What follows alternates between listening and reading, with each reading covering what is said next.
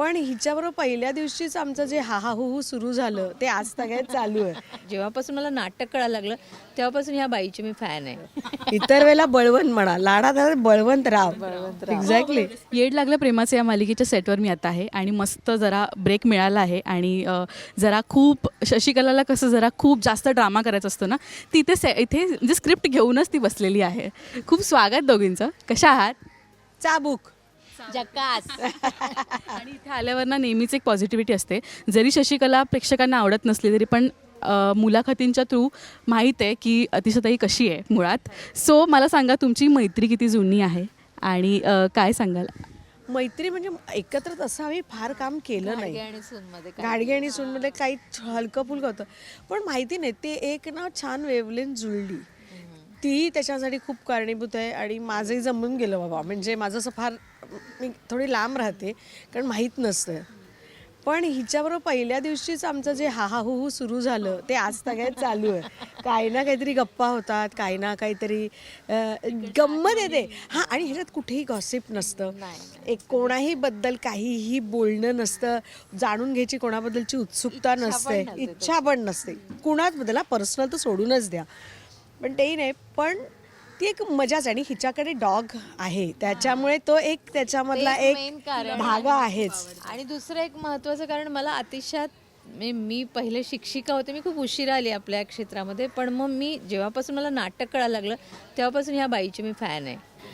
T व्हीवर जे काय घडलं बिघडलं पासून मला ती इतकी अभिनेत्री म्हणून आवडायची. आणि जेव्हा मग मी तिच्यासोबत काम करायची आपल्याला जेव्हा हे मिळाली ना संधी, त्यावेळेला मला ते खूप असं मी आकर्षित गेलं म्हणतो ना तसं झालं. मला ती खूप आवडते.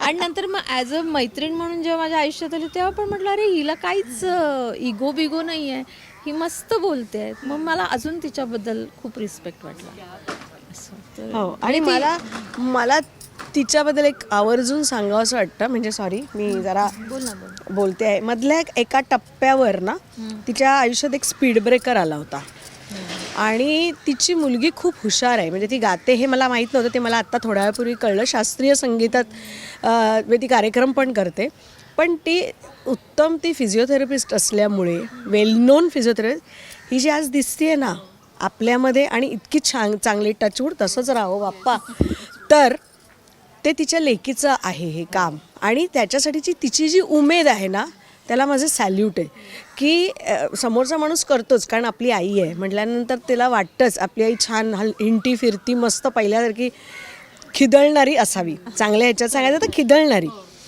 पण ते करण्याचं टणटणीत. आणि सनफ्लॉवरसारखी जी असायची आधी तसं तिला तिच्या मुलींनी बनवलं आणि हा स्पीड ब्रेकर तिने खूप उत्तमरित्या पार केला. त्याच्यासाठी मला तिचं खूप कौतुक वाटतं. म्हणजे हे खरंच आहे. म्हणजे डॉक्टर तन्मयी दांदळे माझी मुलगी. हो, तिच्यामुळे मी खरंच आहे तिचे म्हणजे म्हणतात ना घरची मुलगी आहे म्हणून तिचं कौतुक करायचं नाही असं नाही. तर तिचं मला सतत आता परत आतिशाने आठवण करून दिली की खरंच आज मी बसले आहे, बोलते आहे, मी ॲक्टिंग करते, मी मजा करते. खरं तर ही मजाच आहे ना, आपल्याला मनासारखं काम करता येणं ही मजा आहे. हे जे एन्जॉयमेंट चालू आहे फक्त तन्मयीमुळे आहे. सो आवर्जून आज उल्लेख झाला, मला खरंच आनंद होतो आहे. कारण का ना इथे पण जसं मी म्हणाले अतिशताई आपण अनेक मालिकांच्या सेटवर इंटरव्ह्यूज केलेत.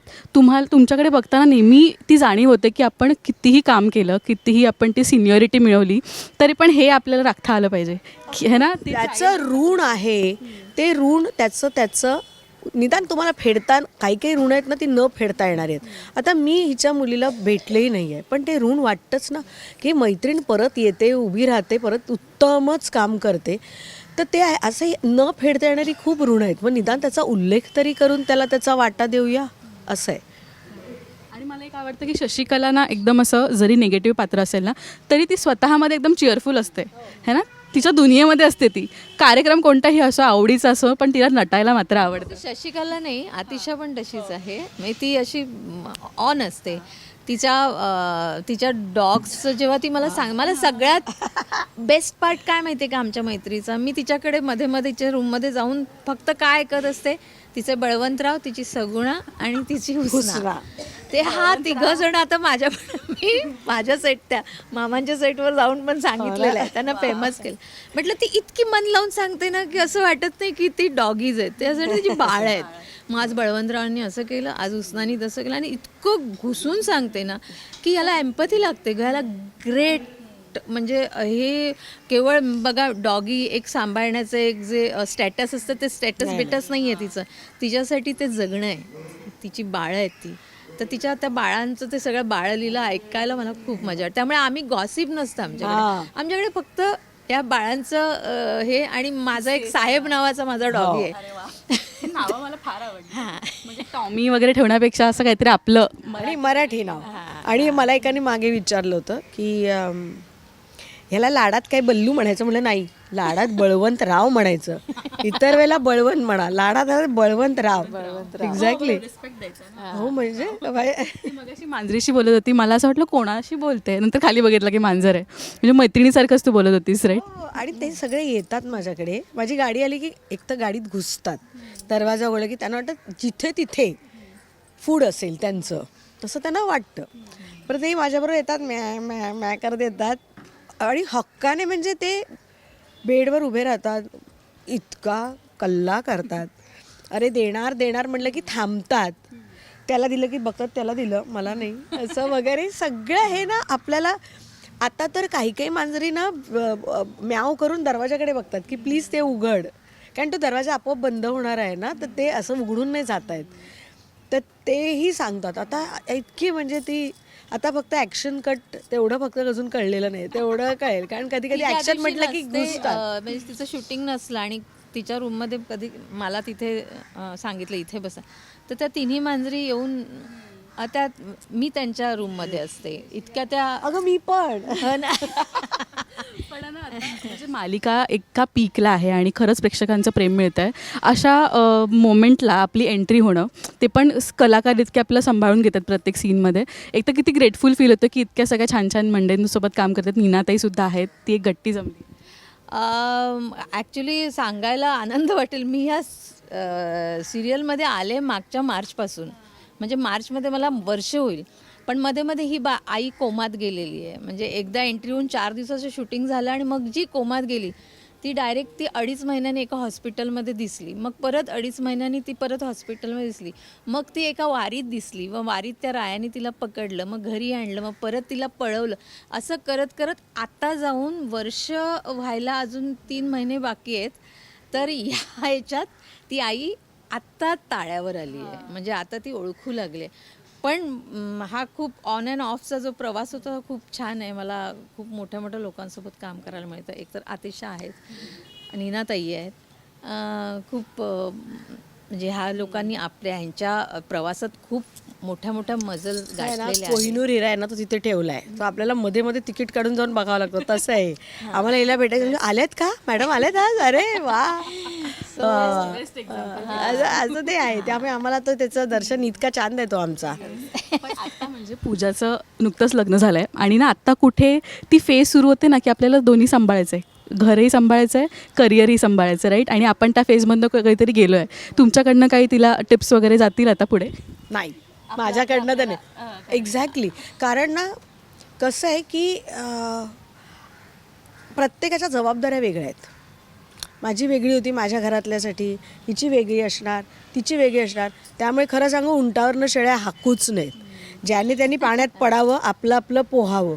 म्हणजे 2 गटांगळ्या खाल्ल्या तरी कळतं की कधी हात मारायचा, हातपाय मारायचे, आणि कधी वाटतं की शांत तरल राहायचं, म्हणजे आपण प्रवाहाबरोबर जाऊ, हे ज्याचं त्याला कळतं. त्यामुळे मी तरी आईचा सल्ला, ताईचा सल्ला, फुकटचा विकतचा. मला थोडी काळजी अशी वाटली की ती बाहेर पडल्या एक बिल्डिंग लागते, तिथे पूजा आधी राहायची लग्नाच्या आधी. आता लग्न झाल्यावर तिचं जे घर आहे, मला ते इन्फिनिटी मॉलच्या इथे ती म्हणाली, ती आणि सोहम राहणार. मला माहित नाही, याचं काही माहित नाही, लोक जातील भेटायला, असं काही मला माहित नाहीये. पण आता लग्नानंतर ती जरा लांब गेले तर मला, कारण ह्या लीड लोकांना भयंकर काम असतं ग. हे सकाळीपासून सुरू होतं ते रात्री 10पर्यंत. म्हटलं पोरगी जाणार कधी, खाणार कधी, म्हणजे कसं यांचं लाईफ. पण मग ही म्हणते तसं की आताची मुलं खरंच हुशार आहेत, म्हणजे त्यांना ते सॉर्टेड आहेत, ते फार जे करायचं ते बरोबर करतील ते. आणि आमचे सल्ले तर 25 वर्षापूर्वीचे, जे त्यांना उपयोगाचे नाही आहेत, त्यामुळे देण्यात काही अर्थ नाही आहे. ती जास्त हुशार आहे. नाही आत्ताची आत्ताचे हां, आणि आत्ताची कसं पिढी होतं हुशार आहे. अनेक गोष्टी असतात. आपण हेल्पिंग हँड घ्यायचा की नाही ह्याच्याबद्दल विचार व्हायचा आधी. आता हेल्पिंग हँड असलाच पाहिजे असा विचार असतो. यू नेवर नो कोणाचे काय विचार असतील, आणि जो तो आपापल्या ह्याच्यातनं मार्ग काढत जातो, माशासारखा निघतो त्या परिस्थितीतनं. त्यामुळे काही सल्ला कोणाला देऊ नये. उलट त्यांचं ते जे तो लढा आहे, तो झगडा आहे, तो करून ना पुढे जाण्यात मजा येते. कारण आज जेव्हा आपण त्याच्यातनं बाहेर पडतो आणि उद्या वळून बघतो तेव्हा वाटतं की अरे या परिस्थितीतनं आलो तर आत्ता पण निघू शकतो की. सो आपण आपल्याला शाबासकी अनेकदा देत नाही, पण जी दिली पाहिजे. त्यामुळे ज्याचा त्याचा लढा असतो किंवा ज्याचं त्याची गंमत असते ती त्यांनी जास्त अनुभवलं. ओरिजिनल असते. आणि प्रत्येक गोष्टीसाठी आपण प्रिपेअर्ड असतो की अरे ये तो कुछ नाही असं, अशा टाईपमध्ये, राईट. सो आत्ता आणि तिचं केळवणही तुम्ही इतकं सुंदर केलं होतं ना, प्रत्येकाच्या चेहऱ्यावरचा तो आनंद दिसत होता की सेलिब्रेट करायचं आहे आपल्याला. आणि आत्ता मालिकेतही सेलिब्रेशन आहे, पण शशिकलासाठी ते नाही आहे. आता माहीत नाही, राया मगाशी बोलला की काहीतरी ट्विस्ट असणार आहे. शशिकला आहे म्हटल्यावर साधं सिंपल लग्न तर नसणार आहे. खूप पीळ आहे त्याला, जोरदार, सुटत नाही. म्हणजे शुंभ जळलं तरी पीळ जात नाही म्हणे ना, तसा तो पीळ आहे आत्ताचा जो आहे तो. पण तो छान आहे. म्हणजे आत्तापर्यंत ज्या काही गोष्टी झाल्या आहेत त्याच्या एक काय हा म्हणूया आपण एक वरचा त्यांनी तो पीळ ठेवलेला आहे. आणि जो खरंच म्हणजे मला स्वतःला आधीचे सगळे पीळ वाटताना वाटायचं की हां साधे आहेत, म्हणजे आहेत काय म्हणतात तीव्र, पण तरी हे साधे आहेत, म्हणजे ठीक आहे. आत्ताचा जो आहे तो असं केल्यावर राहील, म्हणजे हे सॉलिड आहे यार, हा सॉलिडच ट्विस्ट दिला ह्यांनी, असं एक मला स्वतःला वाटलं आहे. आणि ती तडकाची थोडं गरज असते पण ना, ती फोडणीची गरज असते. मग त्याशिवाय स्पर्धा एवढी आहे ना, चॅनल्स वेगवेगळे, प्रत्येकाचं सिरियल त्याच्यातलं वेगळं. बरं बाहेर आव्हानात्मक सिनेमा, बाहेर गोष्टी घडत असतात, ह्या सगळ्याचं ना काही ना कुठेतरी त्याचं उमटत राहतं. ह्या सगळ्यातनं तग धरण्यासाठी ड्रामा पाहिजेच आपल्या आयुष्यात. हां, आणि आपल्या आयुष्यात सुद्धा पाहिजे. आपण सुद्धा छान वरण भात किती सुगरण असलं तरी रोजच्या वरण भाताला वेगळी फोडणी अपेक्षित असते, तर 2 घास जास्त जातात. तसंच आहे ते. So it is required.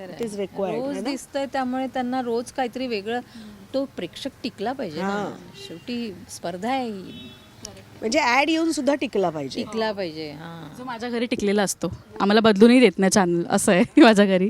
पण खरंच मज्जा येते, कारण का तुमच्यासोबत बसल्यावर ना ते दडपण कधी जाणवत नाही, कारण का तुम्ही आम्हाला तुमच्यामध्ये सामील करून घेता. So thank you so much. आणि खूप मज्जा येणार आहे आता अपकमिंग एपिसोड्स पाहायला. तो काय अपील कराल प्रेक्षकांना? आणि असंच बघत राहा, काही ना काहीतरी ट्विस्ट अँड टर्न्स येत राहतात आणि मजा येईल. कारण त्यांचा राया मंजिरीवर खूप प्रेम आहे. सो ते तसंच राहावं, आणि या सगळ्या ट्विस्ट अँड टर्न्समुळे त्यांचं ते प्रेम वाढत राहील. आणि आमचा जो दुस्वास आहे तो आमच्यासाठी प्रेम आहे, त्यामुळे तोही वाढत राहावा असं आम्हाला वाटतंय, कारण त्याच्यातच आमच्या मालिकेचं यश आहे.